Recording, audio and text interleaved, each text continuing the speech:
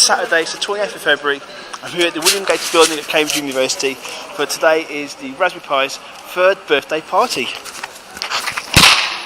Yay! I better go clean that up.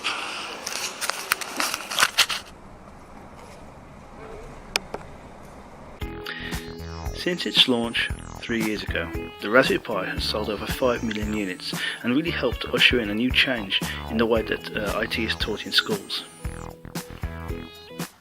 And when we heard the Raspberry Pi was holding a 3rd birthday party here in Cambridge, we both got 48-hour passes and decided to tag along to see what was happening.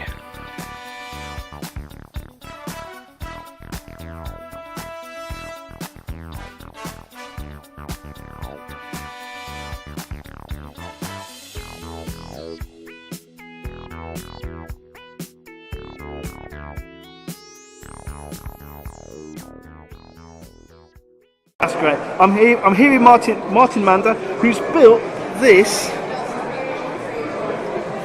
Raspberry Pi media. It's a media centre, right? It is media centre. It's fantastic. Media centre, and it's got a handle, so it's definitely portable. So can you just tell us a bit about it? Yeah, it's a 1981 video recorder. I've dismantled it. I've put a Pi in the side here. We've got a powered USB hub in the front. So you can put your USB stick on with all your cartoons on or anything, and then the Pi does all the engine stuff, and then you can control it just with a normal remote control and choose your content. So we can just see, go with a Roadrunner. So it keeps the essence of the original portable video recorder, but does it with more modern technology, and tries to keep the style of the old stuff alive. Sure. And was this a long project? How long was it take to put this together? It took me about 6 months. Okay. So about an hour a day, a lot of thinking time during the day, a lot of sleeping on problems, but yeah, about an hour a day for 6 months. Okay. And what was there any particularly challenging parts of putting this together? Fitting it all in. Getting it actually in there, yeah. It's great with the old technology because there's a lot of space inside the case, and you think the Pi's only this big. Yeah. But actually, when you get all the circuits together, there's a lot to fit in there. Yeah. So yeah, it was a challenge to fit it all in. And which came first? Did you have the case and get the Pi, or did you have the Pi and get the case? The case first. So you already had the case and thought, I know what this needs. It needs more Pi. Yeah. The case came. I wanted to put the screen in, and then I needed something that was going to power it. The Pi is just. Pi and retro technology is a match made in heaven. That's brilliant. And is this on the website somewhere? Do you have a website? Yeah, it's. I've done a few other conversions. They're on Instructables. Okay. But I can give you a link to that. Yeah, got a few more Pi projects in the pipeline. So. Okay. I just love it. That's great. Thank you very much, Martin. So I'm here with Aldred, who's demonstrating this Pi glove. First off, I like the fact you've just got the one, like Michael Jackson. Come on. Where did the idea come from for creating essentially a data glove? You know. Well, it's funny you say that. I'll just turn the music on.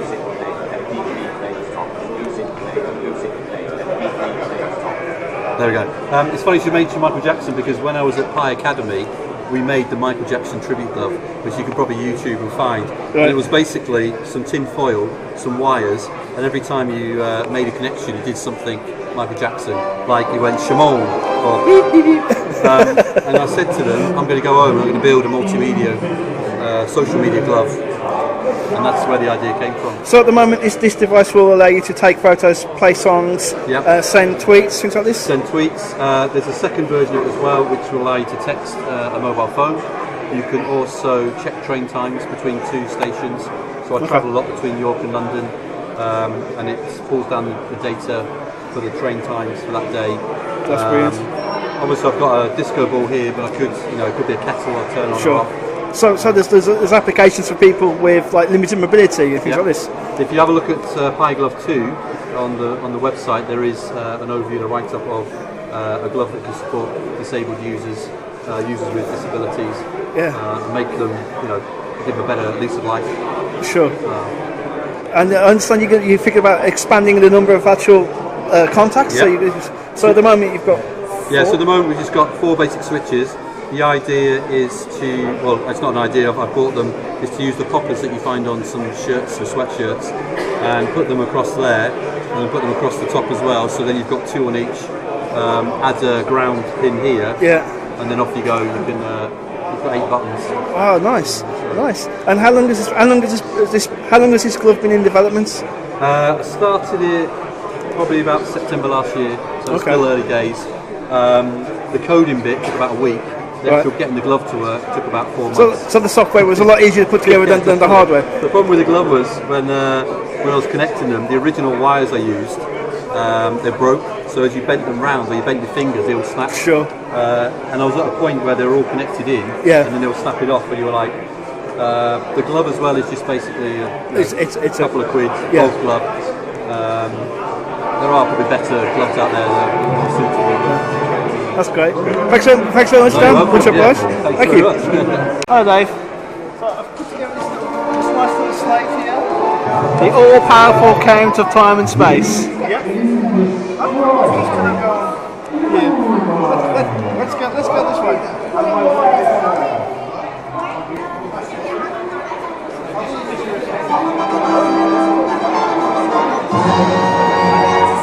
Presenting the all-powerful Count of Time and Space. Woo! Okay, so I'm here with Henry Crooke. He's developed a really cool throne. You see some of the footage earlier on. Lots of kids having a super fun time with this throne that reads text back to you. Can you just briefly describe what happened, how you came to build this throne? So it was originally built for a Christmas event at the end of last year, so Christmas 2013. And it was built for an event at Kensington Palace in London. The whole event was themed around a bunch of Christmas-themed games, so it's physical games that you play in a bunch of rooms around the palace. And they wanted a big payoff at the end of it. So after you played all of the games, they wanted like a big thing that you could do to sort of thank you for playing all the games. So we sort of had a bit of back and forth with the events company who were running the thing, and we kind of figured out, when I say we, I mean me and Tim Borosay was my design partner. We sort of eventually came on this idea of this big throne, which would sort of, you'd be able to invent a title for yourself, something like the magical queen of the underworld or something, and you'd be able to put those words into a frame and go and sit down on the throne, and it would announce you in this big dramatic voice to the whole room. So yeah, that was where it came from. It's kind of a commission for a Christmas event. But yeah, it's kind of had this life past that initial first month run, which is nice. Yeah, because it was designed for a year, and it's designed for a month, and it's lasted over a year, and it's been used in in Oxford. Yeah. So after the Christmas event finished, no one really knew what to do with it because it had just been commissioned for that one event. But then we found out about the Story Museum in Oxford, which is this sort of literary Disneyland. They've got the old post office in Oxford, so they've got some warren of rooms which they kind of decorate to represent rooms out of stories. It's quite literary, and it's all about like celebrating stories and celebrating that kind of thing. So yeah, they inherited the throne. We donated it to them, and it's been living there for. There's a tannoy announcement or something. Yeah. Shall we wait till it's? Yeah. Let's wait for a second. Tim, got a taxi in about 10 minutes. Okay. It's finished. It's not. That's probably fine. So the Story Museum inherited it, and it's been living there, for a whole year, which is really surprising. We never really designed it to last longer than a month, but it's just kind of successfully every day turned on and runs for a year. It's amazing. So you're using RFID tags on the back of the components that actually generate a sentence or a title. Yeah. How easy or how hard did you find working with RFID tags? Or is that somewhere you don't want to go again? No, it's an interesting question. So we use Gen 2 RFID, which has a longer read distance than normal RFID. So normal RFID only reads about that far. Yeah. Gen 2 reads over a couple of meters.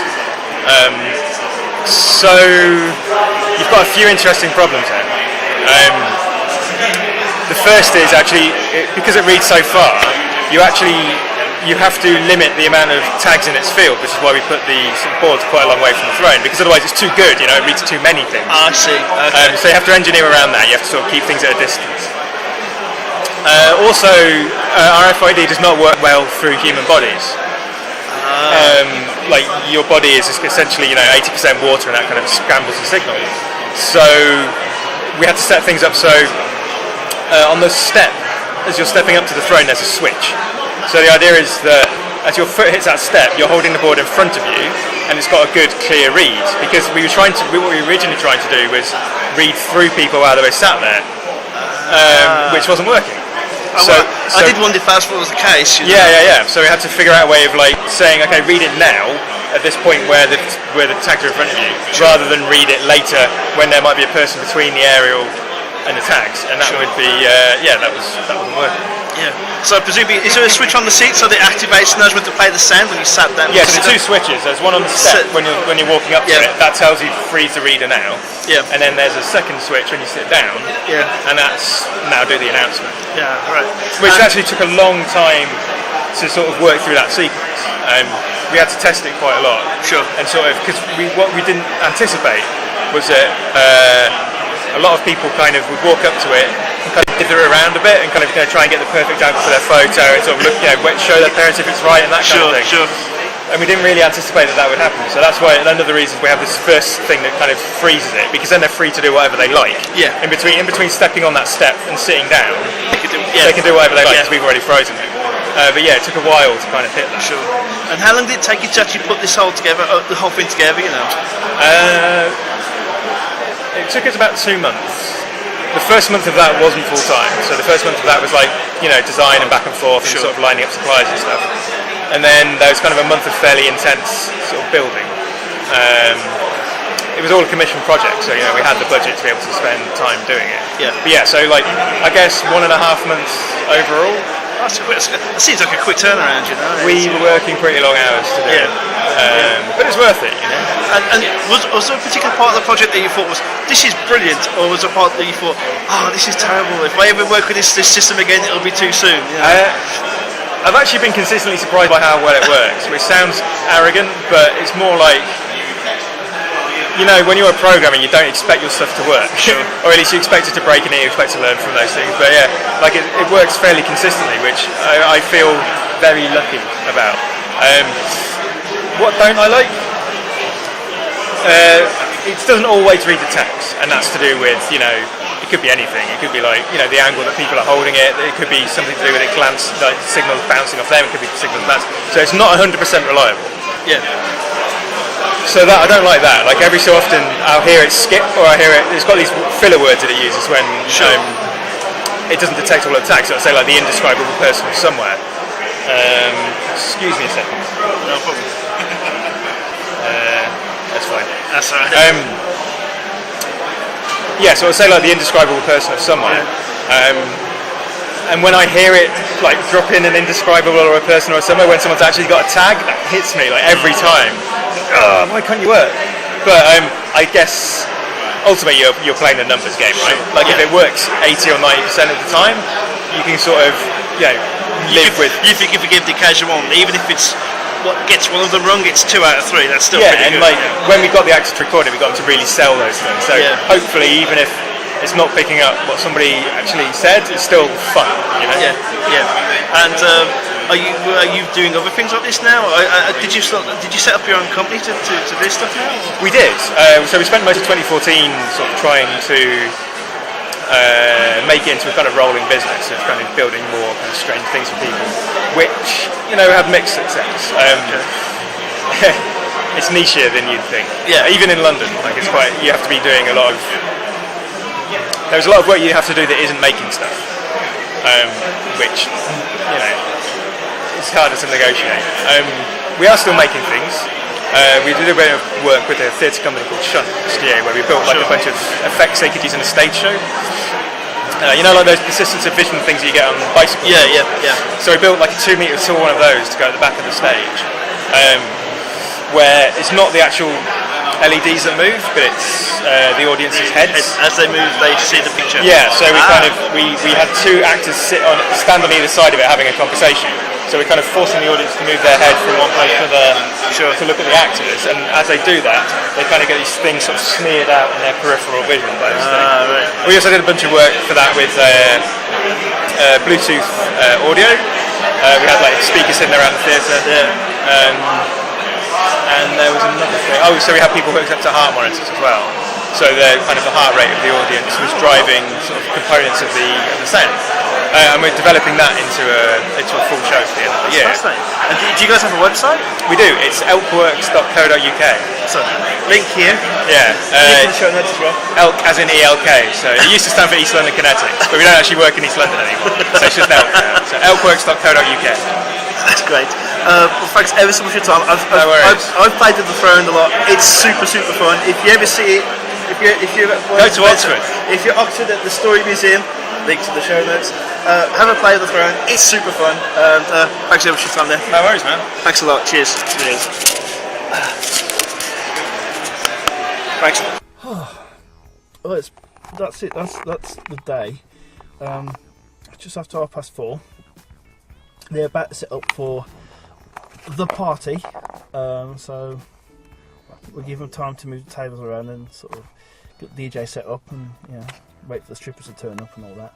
In the meantime, I'm joined in the car by my erstwhile co-host and co-person on the TitaniumBunker. He's been here all day, although you've not seen him. He's been hiding expertly behind the camera, but he can't hide in the car. That's the man, the legend. It's Mike. Oh, look at this. There you go. Hello. Hello. Hello, the internet. Yes, look at this. This is the other guy. Yes. So, what did you think about it? It's Cappy Pie, third birthday party. Your thoughts? Go.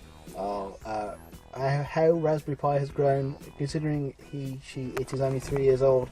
It has accomplished so much in its short life so far. I've seen Raspberry Pis do games, I've seen Raspberry Pis drive robots, I've seen Raspberry Pis do just amazing things today, and it's been really cool. I've seen Raspberry Pis read RFID chips, I've seen magical thrones, which you'll see in other video clips. It's been great. I've seen people exposed to programming and producing working systems in couple of hours or so. I've seen easy to use development environments for Node.js and stuff. It's been mind blowing, and it's given me lots of things to think about. And I bought a Raspberry Pi 2 as well, because it would be rude not to. So I now have a Raspberry Pi 2 and a unicorn hat. Oh yeah, unicorn hat. Here we go. So, just you managed to actually take in a few of the workshops, didn't you? So, do you quickly just tell us about those? I went to the Node-RED workshop. It was great. So, Node-RED is not something I've seen before. I didn't know anything about it. I went in there cold, which is probably good because it's a workshop geared at getting you up to speed. But what was interesting was it became sort of obvious when you read through the instructions that this Node-RED is basically a nice wrapper around Node.js, and I've done Node.js, and Node.js is awesome, and Node-RED being a wrapper around Node.js is doubly awesome. It's like a layer of awesome wrapping awesome. So hang on a second, I'm just going to put a clip up now.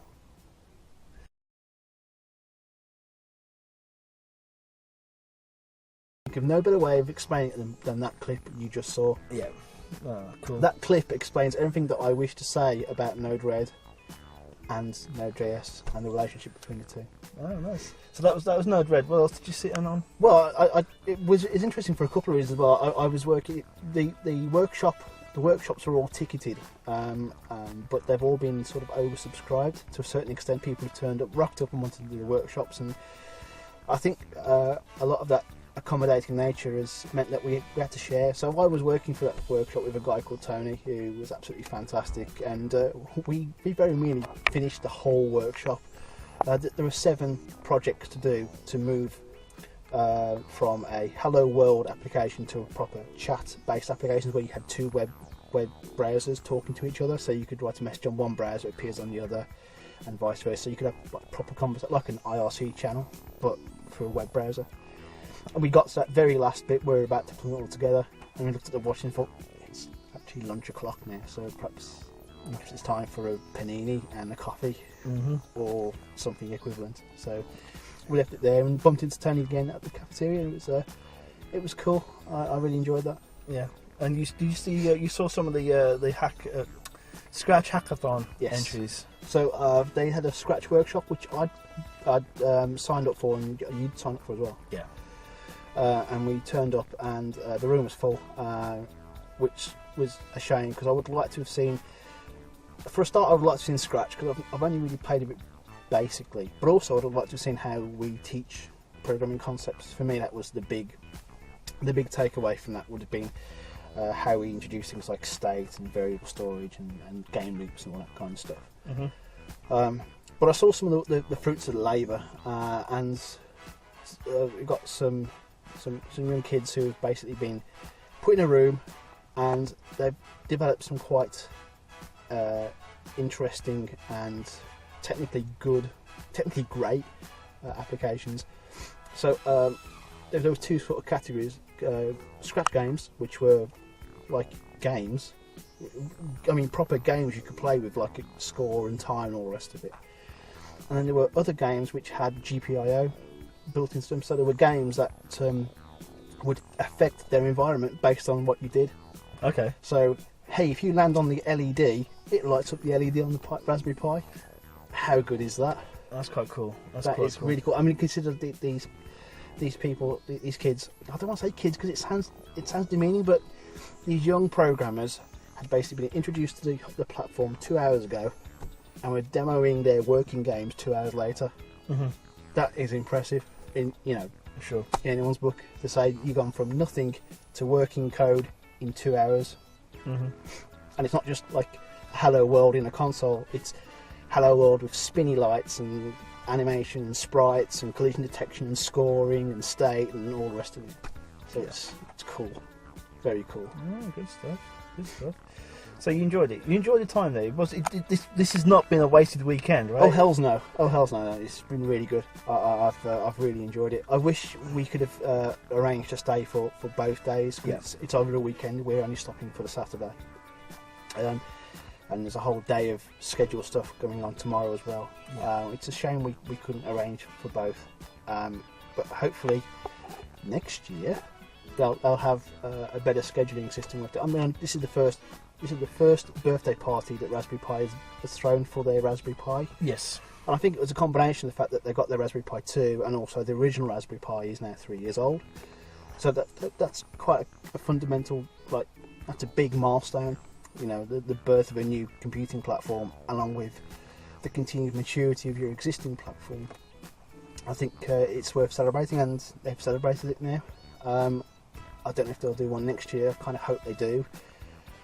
And I hope they are able to work out some of the bugs in terms of scheduling, because I think we're fair to say there was a few scheduling bugs, but that's not to do anything down by the actual event. The event's been great. I've really enjoyed it.